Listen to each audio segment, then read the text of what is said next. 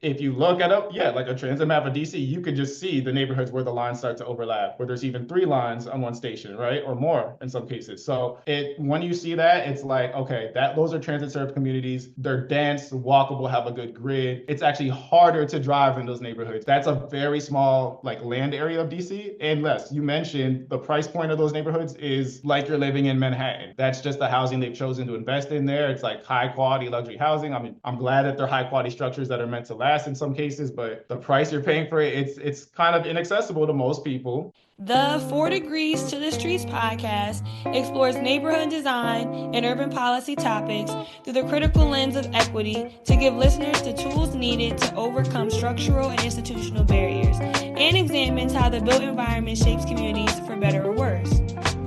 Tune in once a month to keep it 4 degrees to the streets.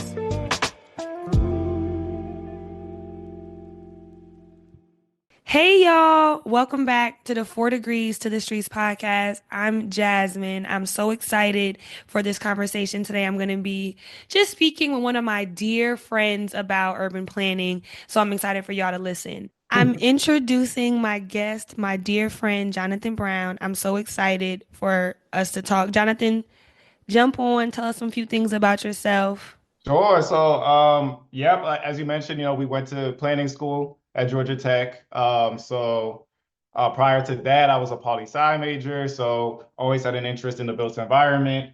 And then decided to pursue, getting a master's degree in planning after working also a year between undergrad and grad school in actually the Department of Education in New York City. And I was like, I like public service. I like serving people. I like, doing something public facing, but I want it to be more tailored to my true passion, which I thought was urban planning at the time. I still believe it is one of my true passions as well. But after, grad school, I did go get a job as a planner in the Southeast at a major, A&E firm. Worked at another firm for a couple of years in Atlanta after that, and then decided to go into general management consulting at a very famous Big Four company. And then, yeah, so that's what I do now. I have been able to work on projects that relate to transportation planning, environmental justice, and environmental planning as well. But that's more so at a high level thing. It's not actually doing the practitioner work that I once did as a planner. But yeah, that skill set is very versatile. It's very applicable to a lot of different things that go on in the world of consulting. So I'm happy to still provide my insights where I can. And I'm really happy that you're doing this podcast because people need to know about planning more. It's it's definitely a part of like every one of our lives and communities and our day to day. So So Jonathan and I went to Georgia Tech together. We met. It was his second semester, my first semester of school. Jonathan's from Jersey, everybody. We can't forget that. We met at grad school. I'll do my first impression. I remember coming in to like, was it an econ class or something? It was like a big kind of like studio class. And there's only like three other black people in the whole classroom. And so, of course, I like sit somewhere near them. And Jonathan's answering all the questions. He's talking to everybody. And I just was like, I feel like I like this kid. And I think I had seen him on Facebook before. Like, you know how they send you like who is going to be in your cohort. Um, and then I found out he was from Jersey and I just knew we were going to be friends. And so we met that first semester. Then we eventually lived together and were roommates. So it was three of us sharing a three-bedroom apartment outside of like Midtown. It was not exactly Buckhead, but also not exactly Midtown Atlanta. And now it's been, how long have it been? That was 2019. So right. like 6 years, 6 years of a friendship. And I wanted to do this episode with Jonathan because whenever we get together, we're always going hard for urban planning. Like it's like if Stephen A. Smith and Shannon Sharp were just like getting coffee, but urban planning version. Like our opinions, our takes are very in depth. And so as I was thinking about an episode that I wanted to have, just like talking about everything that's been going on, I was like, okay, let's get Jonathan on because it's a conversation that could flow naturally. And he's super intelligent, super smart in the field of urban planning. So I'm excited. Well, thank you for that warm welcome. That's not exactly how I met, remember our first impressions of each other. I don't remember speaking very much in that class, but I do remember you rolling in with your backpack. You were the one answering all the questions. And yes, the three black kids, we three or four black kids, we sat together and we are like, who is this? Like, she's like first day coming in strong, coming in hard, like challenging the professor. And then like within minutes, I found out you're from Jersey and I'm like, oh, okay. Like, who's this girl? Like constantly dominating that class with Jersey anecdotes. And it's like, honestly, Jersey has a good case study for anything urban planning related. So we basically just wrote the class at that point and here we are today. So yeah, good to be here. Where have you lived in the world? And then how do you feel like that shaped your perspective on urban planning and your kind of thesis around how the built environment works? This is a great question because I kind of like I've thought about all the places I've lived and I'm like, this might be a good background for somebody who like goes into a high level political office one day, like be like, okay, like I've lived all over America, so I know what America's like. But it's not quite to that extent. But I was born in New York, New York City, in Manhattan. Family lived there until I was just about to start elementary school, maybe like a year or two before. We moved to the suburbs. Again, the reason for that was, my parents were like, oh, the schools. Like, my mom specifically was like, I don't like the schools in this neighborhood, and I don't want you commuting across the city with your older siblings, blah, blah, blah. So we're just gonna move to Jersey. It was a thing to do in the 90s. I don't know. Like, there was a lot of Bill Clinton propaganda out there being like, move to the suburbs. I don't know. But anyway, yeah, community in Essex County, New Jersey. It was a very homogenous community. It was very, very much like Italian American community, strong roots there. But of course, my family is very different from that. So sometimes that made me think about where do we live and why is it so different than New York? And I could even see the Empire State Building down the street, but I feel like we're in a different world. Like, what's that about, And we would go into New York all the time. Like my parents worked there for many years. We'd go to church there every Sunday.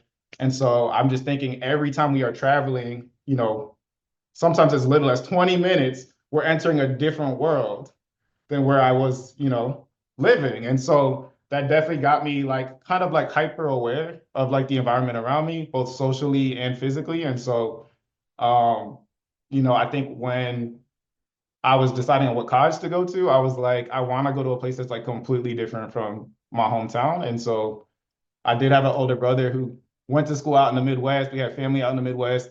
But I kind of took it to an extreme and like literally went to the most remote part of the Midwest ever and went to a very small school in Iowa called Grinnell College.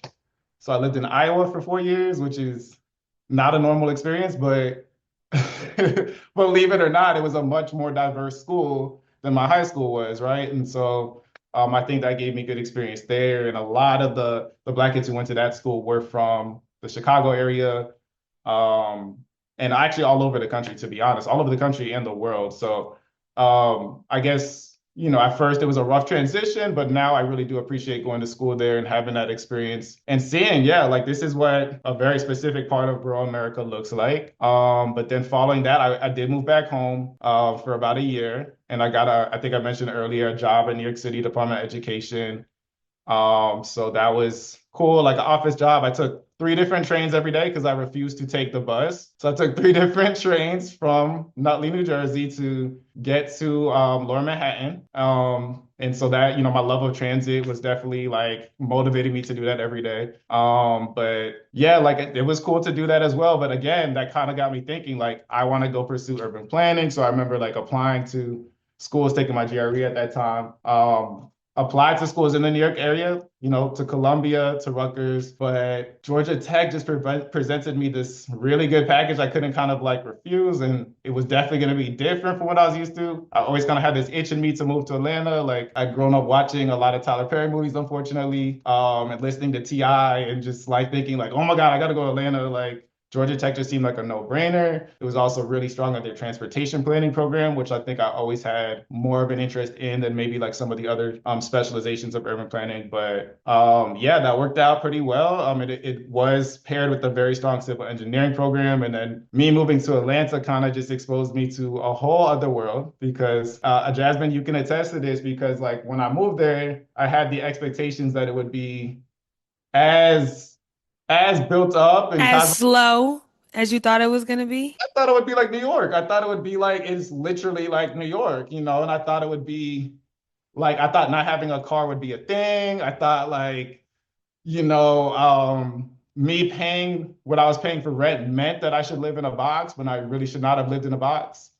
Um, yeah, I had a rude awakening, so to speak, but very quickly was like, okay, I get the vibe here. Like, there are people moving here from all over the country. There are Black people moving here because their families are rooted in the Southeast somewhere. There's people who are Black people who are emigrating from West Africa, East Africa, coming to live in the Atlanta area. It's just a very, very interesting place, right? And I'm so glad I was able to experience it at the time that I did because it had gone through so many different growth phases, I think in the early 2000s. And then arriving there in 2018, it was truly again on the precipice of another big growth spurt, right? And so I think that was like cool to see because even like while we were in grad school, there was like entire neighborhoods being built up, like right around Georgia Tech specifically too, when you think of West Midtown. Um, and then after the pandemic, of course, another demographic shift with people coming from New York City and Atlanta, I'm sorry, New York City and California specifically, moving to the South and just dramatically changing the city again. The tech companies really taking ownership of like what they can do there. And so, just kind of like putting Atlanta on the map again and again. So, and then just learning about Atlanta so intensively, like in a planning education, but also as a practitioner, when I, graduated, I had to really insert myself into Georgia politics, into what planning in the Southeast looks like, which is a very up and coming field in the Southeast because of all the development there. I'm skipping a step though. I consider this part of like my Atlanta adjacent experience, but I did live in Charlotte for a year after we graduated into the pandemic. I was recruited to work out there for an A&E firm. We ended up never going into the office, but I still ended up signing a lease and living there for a year. So I had the experience of living in Charlotte for, yeah, 11 months during a pandemic, during lockdown. And it kind of gave me a good example of what I think maybe other cities in the country were going through at the time. But what I remember the most during that time period was like going to Atlanta pretty frequently to go visit my friends and just seeing how that city was not shut down at all. That city was just thriving in the pandemic. And again, just a completely different world from Charlotte when it should have been more similar to Charlotte at that time. Yeah, I had my little detour in Charlotte, which I joke, and this is no offense to anyone from North Carolina, but I was like, me living in Charlotte was like a suburb of Atlanta. Only 3 hours away, just hop on 85, right? But like, but yeah, moved back to Atlanta for 2 full years. And then I was like, you know what? Like my job, I had gotten that new job and it was remote, but so much of the operations of the job was based out of DC because so many of our clients were based in the federal government. So we're adjacent to that. So I thought it would be better for my career and also just to be closer to family. I thought moving back closer to the mid-Atlantic would make more sense. DC, I've been familiar with it growing up just because my mom had friends in Maryland suburbs that would come visit all the time and yeah, get down on 95 and just sit in traffic, going to visit them all the time. So I had been like vaguely familiar with the place and I was like, this is a very easy move because I had like enough people here. I would say after living in Atlanta and after, hailing from the New York area, it's true that like DC is kind of like a blend, like an equal blend almost of what like a northern city would offer and what a southern city would offer. Because I think even when you think of WMATA and MARTA, their metro systems are kind of like they were born out of the same,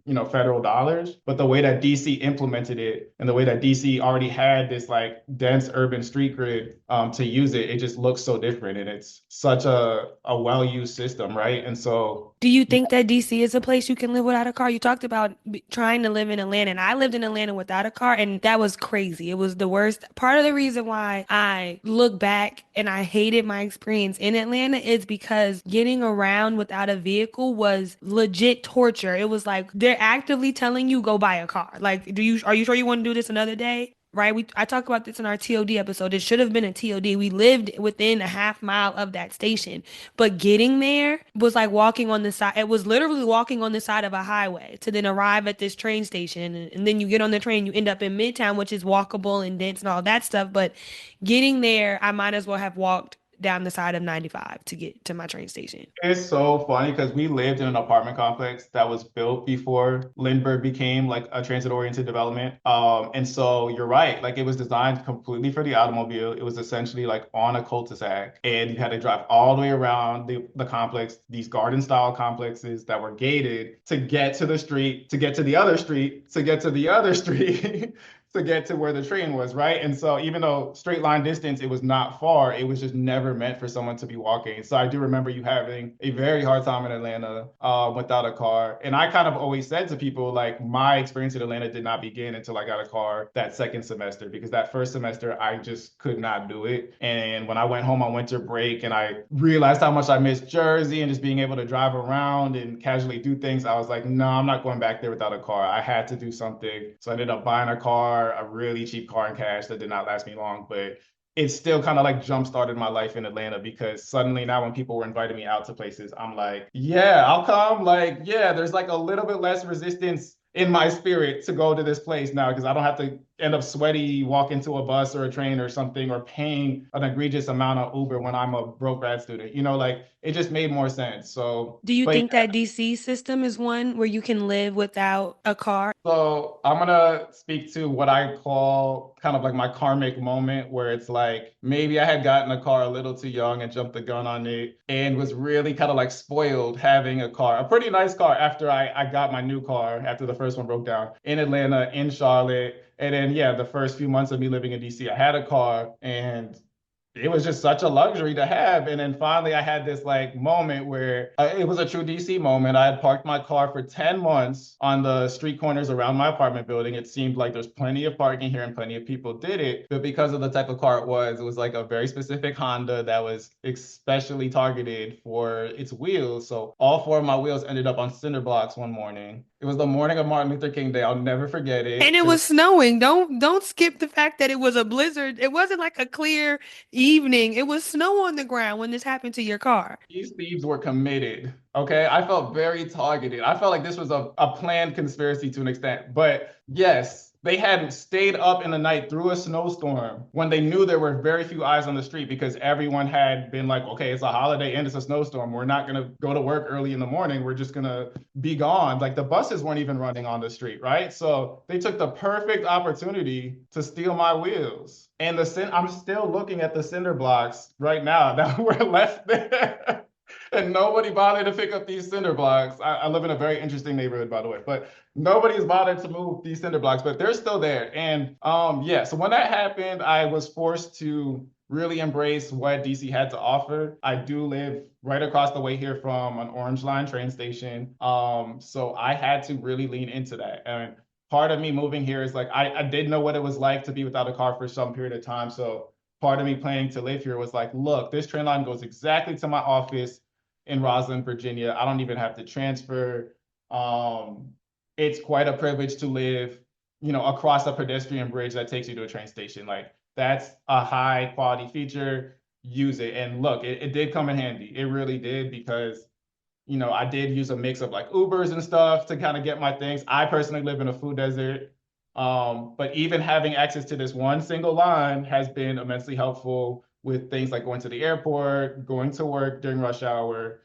For everyday life, not so much. Like if you do want to go get some groceries and stuff, like I said, you would have to travel kind of far with your groceries on transit to do so. And even on foot, it's not the best in this neighborhood. It doesn't make much sense. So I had to get really creative. I would rent a car on the weekends. I would yeah, order in groceries, because that's become immensely popular with just like having groceries delivered to you, that sort of thing. Just getting really creative with trip training too. So like when I did have my rental car, I was using that car for every possible thing, going to the gym, getting groceries, running every errand I could possibly do. And I ended up in a flow, like a flow state where it's like I got used to that. It was definitely an inconvenience, but I was making it work for some time. But I would say the vast majority of people who can't afford to have a car in DC end up getting a car, unless you live in very specific neighborhoods that are well served by transit or are very walkable. And there are those neighborhoods, they exist, where you're essentially as served by transit as somebody who's living in New York City to an extent, right? And Those I neighborhoods would be, give us some, Capitol Hill. What's the price differential between being in one of those places where you wouldn't need a car and being in one where having a car would make your life substantially easier? Exactly. I wanted to get to that point. I mean, of course, I'm a urban planning geek, right? So if you go on Google Maps and you turn on the satellite, for example, right, you could actually just see this urban core of DC, this part of DC that's most of the addresses, I would say, probably in what's technically Northwest DC, but also it is the center of the city. So pretty much anything within a certain radius of the Capitol building, you could see is just very built up. Like that was the original core of the city. It's on the north side of the Anacostia River. I live just south of it. And it probably goes up to, I'd say, maybe Florida Avenue, maybe even beyond that if you follow like the green line and the red line up. I always say that if you live at a station that has two train lines, two WMATA train lines, you live in a good transit area and you could probably get by without a car. If it's just one WMATA train line, that headway is going to be 15 minutes sometimes before you catch another train, and you're not going to be able to go to that many places. So I would say if you look at like a transit map of DC, you could just see the neighborhoods where the lines start to overlap, where there's even three lines on one station, right? Or more in some cases. So when you see that, it's like, okay, those are transit served communities. They're dense, walkable, have a good grid. It's actually harder to drive in those neighborhoods because there's so many traffic cameras, so many speed bumps, so many traffic calming measures, so many red lights where it's like you're going to get by faster on foot or by even a bike or yeah, taking the train, right? So that's a very small like land area of DC. And Les, you mentioned the price point of those neighborhoods is like you're living in Manhattan. It's a lot. It's like for a one bedroom, it's upwards of 3,000 in many cases. And that's just the housing they've chosen to invest in there. It's like high quality luxury housing. I mean, I'm glad that they're high quality structures that are meant to last in some cases, but the price you're paying for it, it's kind of inaccessible to most people. And therefore, if you're factoring into your budget, like, okay, I'm not going to have a car payment and I'm not going to pay for parking and I'm not going to also factor in the unexpected expenses of getting traffic tickets all the time, which is definitely an expense in DC. Then it ends up being, I guess, sort of the same, but it's like, what is the flexibility of that? Like, let's say you had to go work out in the suburbs. It's not going to make sense for you to do that, right? Or let's say your work is flexible. Like a lot of people in consulting, for example, you might be in an assignment that's virtual for 6 months or more, and then all of a sudden you're like, now you got to go drive to a three-letter agency's building out in Virginia, like deep into Virginia, Springfield, Virginia, or sometimes hundreds of miles away. Or you have a family, right? I think transit seems to be designed for people that are making like one type of trip, right? We're going to the office and home, we're going to school and home. But what about, especially as a woman, you're the primary caregiver for a child or for a senior? There's multiple stops, right? Might need to stop to get them, to then drop them somewhere. You gotta go to the grocery store, you gotta go here. And in many instances, those types of trips, and even in the best systems, are often better with a car because it's so much navigating and so many transfers and getting exactly from point A to point B, C, D, E, and F, and everything in between is not so simple on a train or on a bus, rather, when you have to make multiple errands. And I think overall across transit systems, that still hasn't been worked out. Like the train system still pretty much works for the traditional commuter, not necessarily someone with additional travel needs. I would agree with that, but I will say for up and coming developments that pop up in nodes around the city, specifically like and sometimes this isn't even in the main urban core. Sometimes this is in a place like Tyson's in Virginia or maybe even Silver Spring, Maryland, right? And it's like, I mean, I would still kind of consider that the urban core, but these are places where like they become 15-minute cities where it's like you do have grocery stores, you do have retail, entertainment, restaurants, good schools, all types of things within like a little node. And I feel like DC is definitely a node-based city in a way that Atlanta is as well, where it's like, and so I think you joked around and said, like, if you're dating somebody who lives on one side of that and then someone lives on another, that's a long distance relationship. Because it's like, if you're not on the same corridor in terms of transit access and roadway access, you're going to spend an excessive amount of time just going back and forth between those two places. It starts to become like infeasible. It's the same in LA. If you live in Los Feliz, we can't date. That's too far. Like we can't do the East Side, West Side neighborhood. This is too far. I don't even want to start with the traffic in LA. I've only experienced that a couple times in my life. Let's start here. I don't know anyone who rides the train in LA. I'm a planner, right? I work in commercial estate. I know zero people who ride the train for logistic, like for actual purposes. Some people might ride it for a Dodgers game, or right, there's a stop that goes to Universal, but LA doesn't even have what Atlanta has as a train to the airport. You're not even taking the train to the airport. You still have to drive to the airport, but the train is being extended from downtown. Right now it stops in Koreatown and it's going to go all the way from downtown and connect to UCLA, Santa Monica. So that gives it a full, basically like Pacific Ocean to you mountain, like it gives you a more full east-west connection. The goal is to complete it by the Olympics. I'm excited for that because I do think that with that train complete, it will be a lot more ridership. The route that it's taking is down Wilshire Boulevard, and Wilshire is one of those streets where from 7 in the morning to 10 o'clock in the morning and from 1 p.m. to 6 p.m., there's traffic going east west in both directions. So a train in that route, and there's a bus route, and when that bus comes down the street, it's packed. Every morning that bus is fully packed with a lot of I would call them service workers who are going to the west side to work at UCLA or work at Cedars or work at one of the other colleges like Loyola or something like that.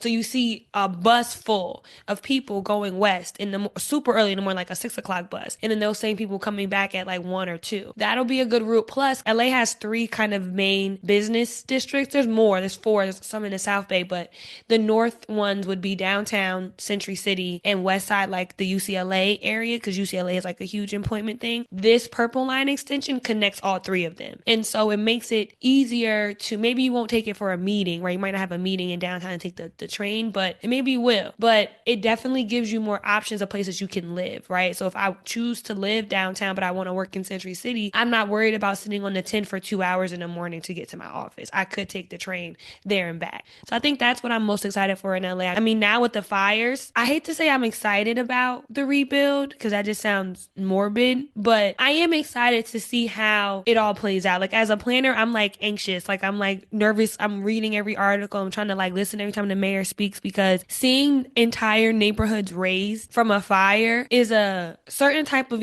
I mean, it's emotional, right? You're thinking about someone's house, someone's business gone, but also as a planner, it's like, when do you ever get a clear slate? And I hate to use that language, but when you drive to Altadena, it's a clear slate, and it is an opportunity, but it's also a challenge because that's a very it was 2 fires. There was multiple. When those fires happened, that was scary. There was literally a fire to the north, to the east, and to the west. When you looked at the map, it was flames everywhere. So we only could go south to exit, but the Pacific Palisades is wealthy, right? They're going to be fine. Like, so that's the wealth that's in Pacific Palisades. They can afford a private fireman to protect their house and their business. Altadena is a complete opposite story, right? Those are minority, mostly Black families that Altadena was the suburbs for them, right? They couldn't go into the valley. They couldn't go into Orange County when they're leaving Inglewood and South Central and they want land in a single family home. So they created Altadena, and they couldn't even go into Pasadena. So they created Altadena, and this was a place for them. And Lake Avenue is their main kind of business corridor with tons of shops and things, and it's gone from the fires. So in lots of like craftsman style homes, like, oh, it's an old community. And so thinking about what the rebuild looks like, I feel like everyone's going to want it to be more urban,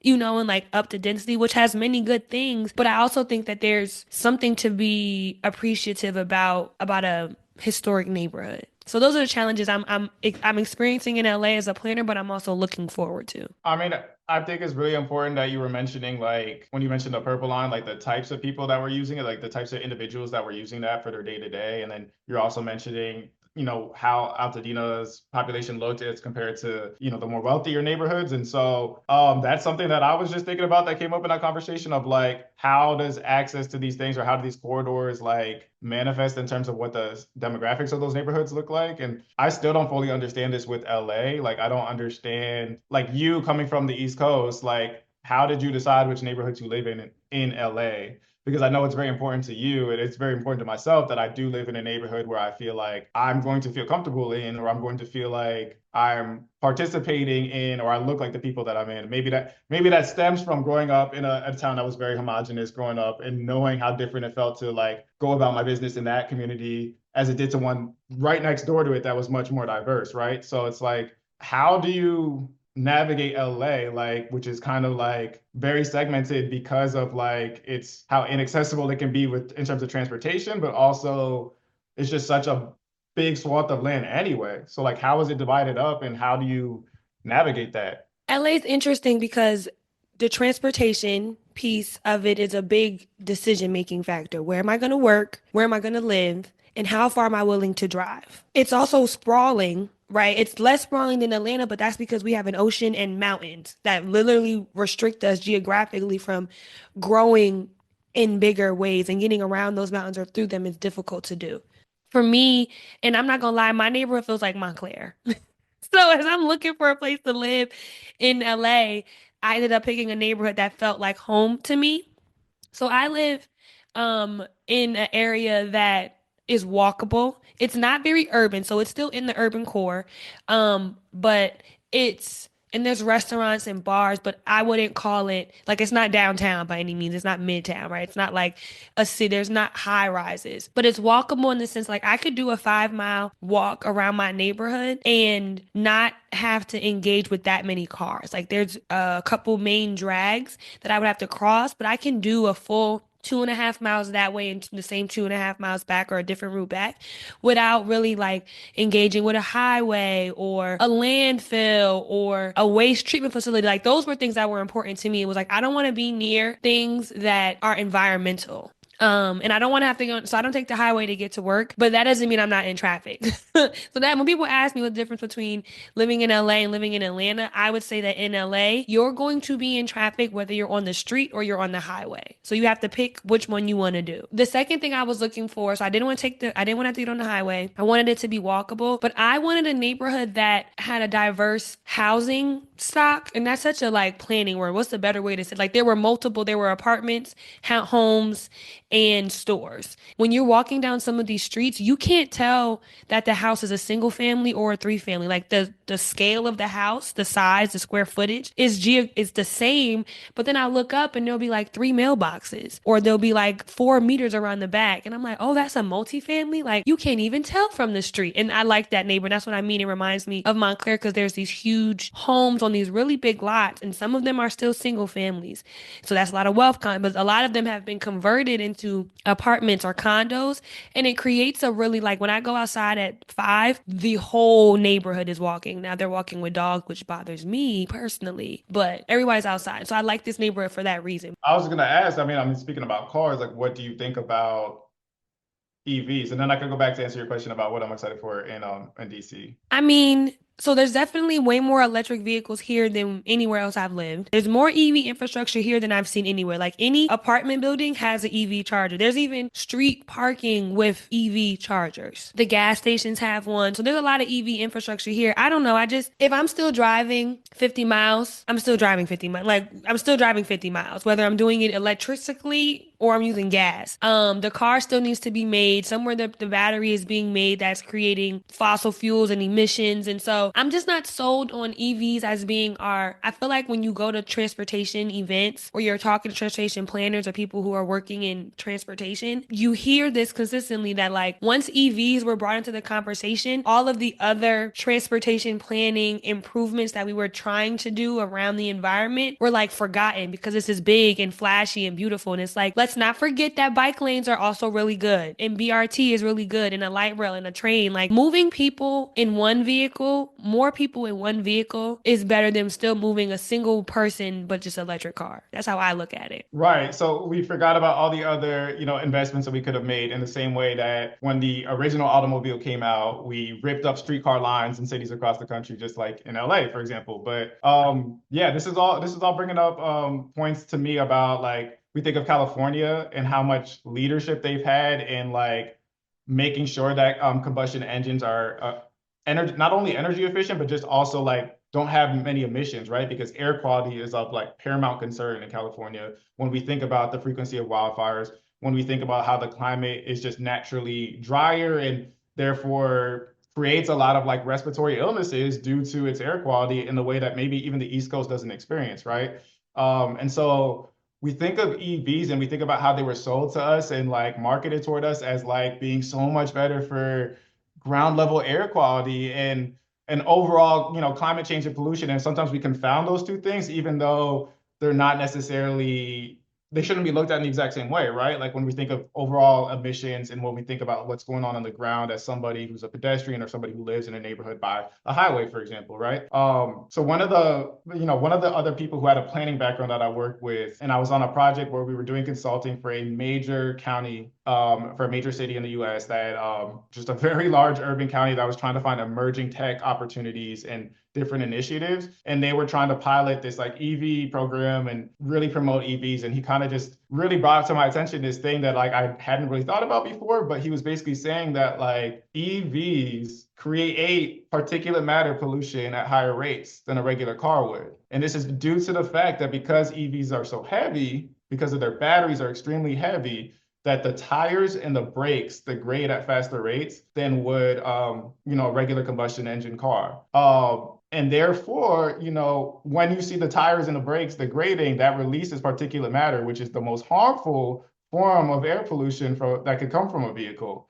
It gets into your bloodstream really easy because they're like very, very small, microscopic, nanoscopic particles that get into your body much more easy than a gaseous emission would happen from like a combustion engine. And so when that was brought to my attention, I was like, okay, no one is thinking about that. No one is realizing that like in the aggregate, if all cars are switched to EVs, yes, we might have lower levels of ozone, or we might have lower levels of, smoke in the air directly by a roadway, but we're going to have much higher levels of particulate matter. And if you think of the most efficient, combustion engines today, they are very good, at least for a private vehicle, they're very good at keeping track on emissions. And as long as you do keep your, registration up to date, you're going to have a very low emission vehicle. Really, I think where the advantage with EVs comes in is with like bigger vehicles that are already super heavy, like trucks or buses. Yeah, if those have big diesel engines in them, take those off the road for sure. But don't think that your ground air pollution is going to improve with EVs. And then another point I'll just add in there is like, if everyone had heavier cars, good luck at fixing all the potholes and bridges and our crumbling infrastructure, because in the aggregate, that's going to degrade at a much faster rate. So I'm not saying I'm anti-EVs, but I'm just saying it's certainly not like a perfect solution. And this is something that I felt like I've had to educate people on like many times because just nobody is thinking about it. It's just not told in the story of EVs, and we just automatically purport that EVs are better. But like you said, I mean, the resources of those have to be mined in a very environmentally degrading way. And I do think that more research into electric batteries is a very good thing because we're seeing the rise of like e-bikes, for example, which if that could get more people on bikes because they're faster, easier to get up on hills, and people are actually using them as a viable alternative to commute, I think that is a great thing. And then, yeah, like to my point about trucks and buses being EV, I think that like that is a very good thing. That is exactly what we should be doing to get big diesel engines out of the way. But I drive a hybrid and I personally love it. I just think there's multiple solutions here. And really what we should be doing is getting people out of cars altogether, because that is by far the most unhealthy thing we are doing. It's just sitting in cars, living in communities that are sprawling all over the place, spending time and money and energy to get to these places, and then also build up these places that are just inefficient. Like, I'm not trying to just demonize cars, but I do think that like the fact that we are sitting in them in the first place is part of the problem. To DC, you got Northern Virginia, you got Amazon making waves and not making waves. You have the presence of the federal government and soon the lack thereof the presence of the federal government. You have drivers from all the universities. You have drivers from the port, the Baltimore port in DC. What's happening in DC? What are the new developments? Any projects you're excited about? Any public projects or private projects or P3? Anything going on in DC that we all should be looking at? In terms of transportation, I mentioned earlier how you kind of get trapped in these different corridors in terms of like where all the things you need to get are located. So for me, just because of this corner of DC that I live in, I end up in Maryland almost every day. And so what I've noticed is that right along that same route that I end up in Maryland, they have been constructing Maryland DOT's Purple Line, which is really something special because it's connecting several of WMATA's metro lines in the suburbs, in the exterior of the core, and just kind of like almost in a way that the Beltway circles all of the little highway connections across the metro area, right? And so I think that the premise of that project is really important. And I think that like one day, if they could extend it to really like circle the whole city, that would be extremely innovative, right? And I just think that like we talk about all the time how like so many transit systems are just meant to serve capital, meant to serve the core of a city. We think about New York and we think about plans that were put out like the Interborough Express, right? Like that would have been extremely innovative because it would just connect all of these outer boroughs and all of these train lines to really invest in people who are just doing day-to-day trips, trips from, the periphery to the periphery is what you would call it in urban planning. And it's like, why should we not invest in those as much as trips that are just sending you to the center of capital where you either have to spend a lot of money or make a lot of money, or there's no other reason for you to be there at any given moment, right? Like, why can we not invest in like all of these trips that are going to take cars off the road from people who are like literally just going to get groceries or trying to go see a friend who also can't afford to live right in the urban core, right? Like, let's get cars off the roads in those areas because those are the areas where they're on the roads the most and where people need to own cars the most, right? So I'm really excited about that. I've literally seen it come to life as I've lived here.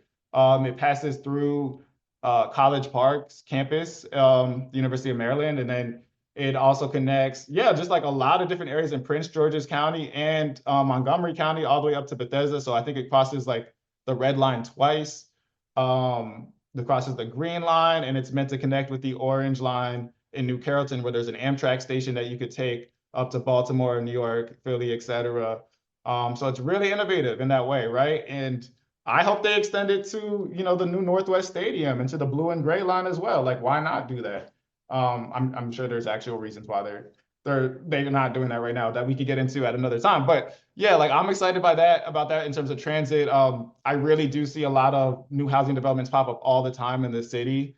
To be honest with you, a lot of them are not that remarkable. So I can't say there's like one in particular I'm like super excited about, but I've seen almost entire neighborhoods here that are unrecognizable from the DC I knew growing up as a kid.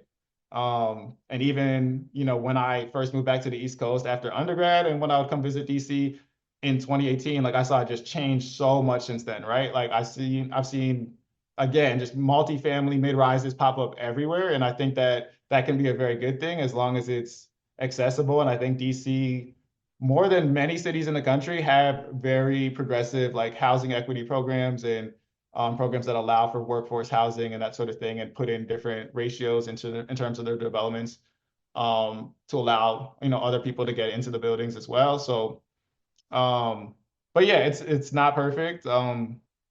Sometimes I think that the housing stock in the city is really just not as diverse as it could be, and we could have more types of developments. But DC is a very specific place. I mean, DC has that height limitation, right, because of the capital. And so that in many ways restricts density. They can't go up that high. And so you do end up with a really homogeneous kind of building design, right? They're like seven. What is the max? Is it seven or eight? I don't know the number exactly. Yeah, I think there's a couple of things at play. I think there's buildings that have higher heights than that, but because of how expensive steel is, you'll see a lot of what we call the 5x1s pop up, where it's like a wood frame multifamily development. I currently live in one. I've currently seen a couple built right across the street from me since I've lived here. I've only lived in this building for 2 years, but yeah, you'll see those pop up across the US. It's really cheap, almost like prefab materials that a lot of people have touted as actually being part of the solution to the housing crisis. But if you wanted a taller structure, a denser structure, you suddenly have to use concrete and steel more so than just a wood frame, and that raises the price. And so those buildings tend to be luxury buildings. Even in New York City, when you see new high rises being built, they are all luxury buildings because it is just so expensive to build a concrete and steel building. We might see that become even more expensive now with increasing tariffs. So there's a lot going on at play here. So the housing crisis, because you brought it up, they call it affordable when you're spending less than 30% of your net income on housing cost. I don't know anyone who meets that criteria, and the numbers are showing that like most Americans are spending more than that on housing. In California, the average is 70% of your income on housing, so a really crazy number.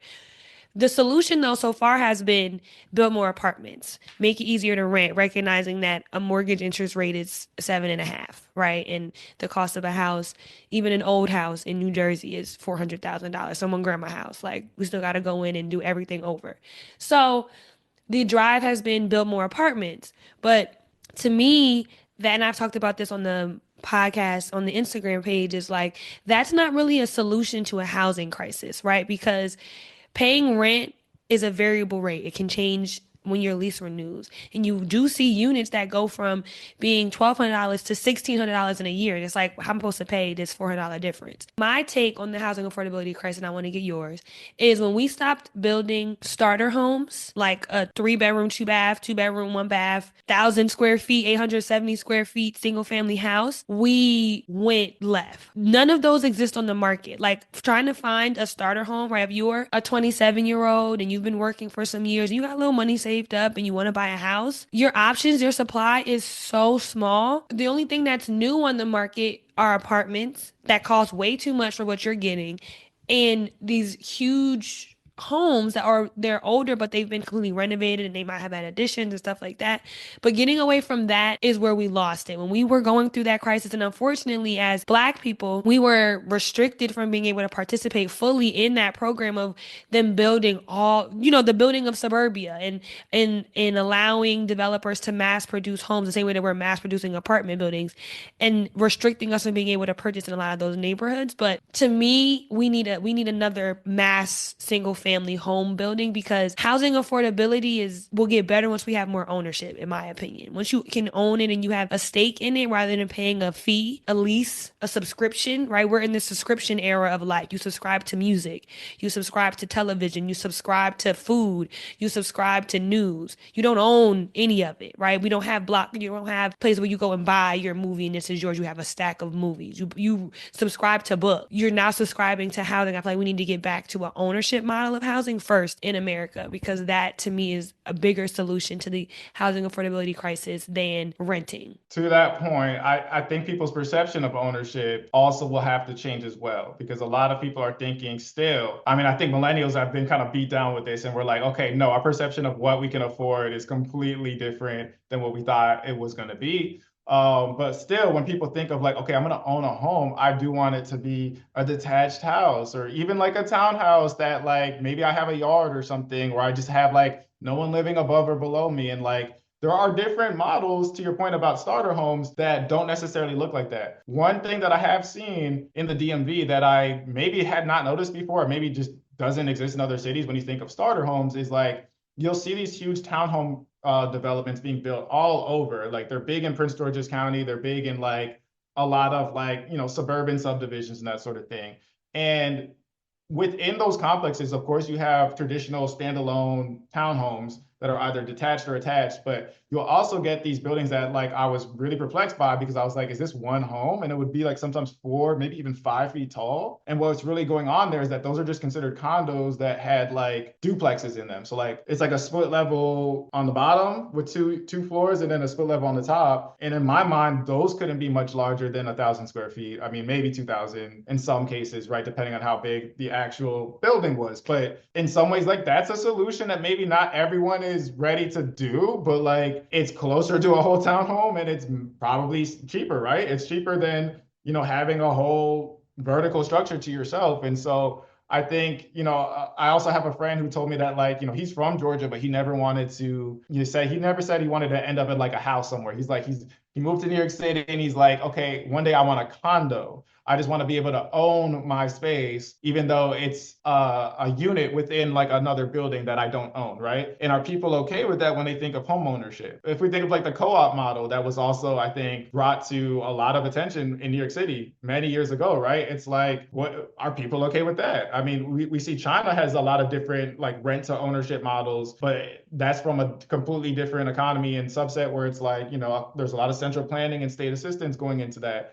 but it's still building up this capital economy of like someone's privately owning it. And like that can be really, really beneficial to people. But I do think people get hung up on like, okay, I'm paying someone else's mortgage when I'm renting, right? And I don't get to keep it with me. I don't get to own it. I don't have equity in it. And I think if we present people different levels of that, even if it doesn't necessarily look like a yard with a picket fence house, right?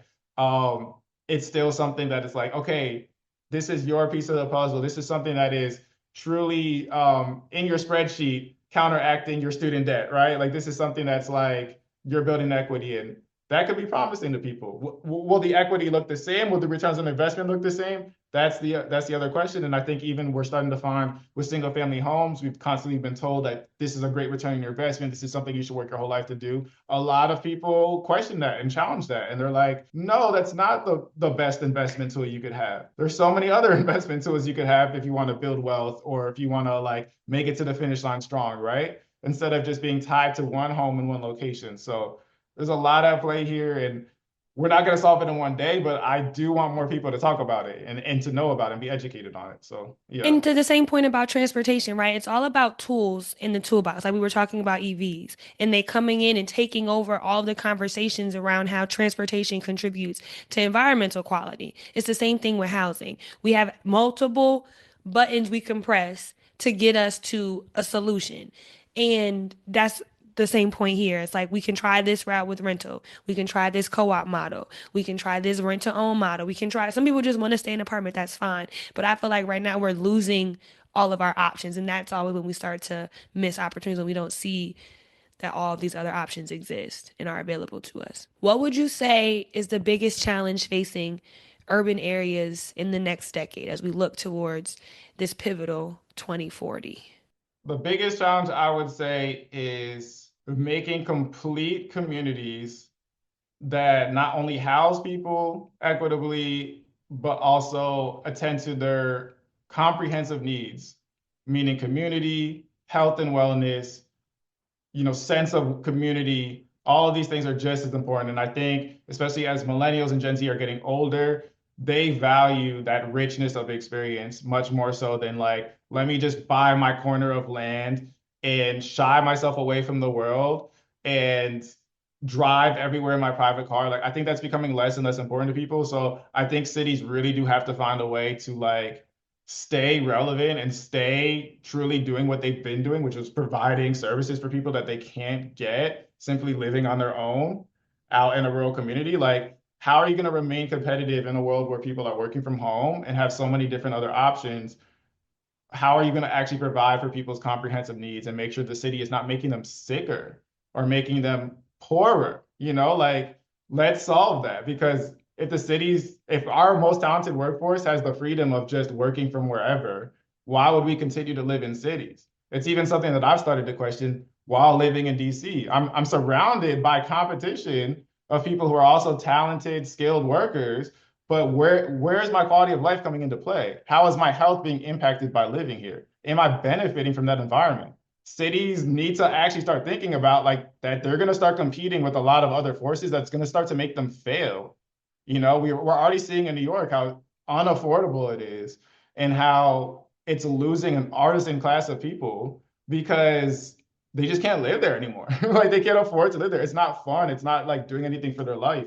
So the what has made that city so successful to grow even into that size is literally being depleted as we're speaking. So cities have to solve that. They have to comprehensively provide for everyone and compete against each other. Compete against not living in a city. So that I think that's a big challenge. And there's all types of shoot offs from that go into equity, the environment, long-term sustainability that are just integrated into that argument. So yeah, I hope that answers your question. No, it didn't. I think out of everyone who I've asked so far, I like your answer a lot because I think it doesn't just say, oh, climate change or transportation or housing. It's like the comprehensiveness. And as you're speaking about quality of life and the city not making you poorer or sicker. That's our manifesto, right? Our creed as planners is to come in and try to literally to improve the quality of life. And so, yeah, I would agree with that 100%. Um, as we start to wrap up the episode, I want to get your take, right? So the podcast is created for people who are living in and experiencing cities, but they didn't study urban planning or real estate or engineering. They're citizens. They work somewhere else outside of the built environment industry. Um, what is your advice or what advice can you offer a resident who wants to get involved or get engaged in shaping urban planning decisions in their community or their neighborhood? My advice is to just educate yourself as much as possible on what is going on in your community. And even if that's from a high level, like just understand the framework of your community. So try to understand like fundamental planning ideology if you could. and just somehow apply it to what you see in front of you. Like if you see that there's a certain type of person who lives in your neighborhood, maybe it's families, maybe it's young urban professionals, ask yourself the questions, why do those people live here? What are they doing here? What is their long-term goal? Are they invested in this community? Ask your neighbors, your friends, your community, like ask yourself the question of like, what are they getting out of this place? Why are they here versus somewhere else? Do they have family roots that are tying them here? Did they simply just not know of another place? And I feel like that once you start asking those questions, you'll start to ask yourself, like, what can be done about it?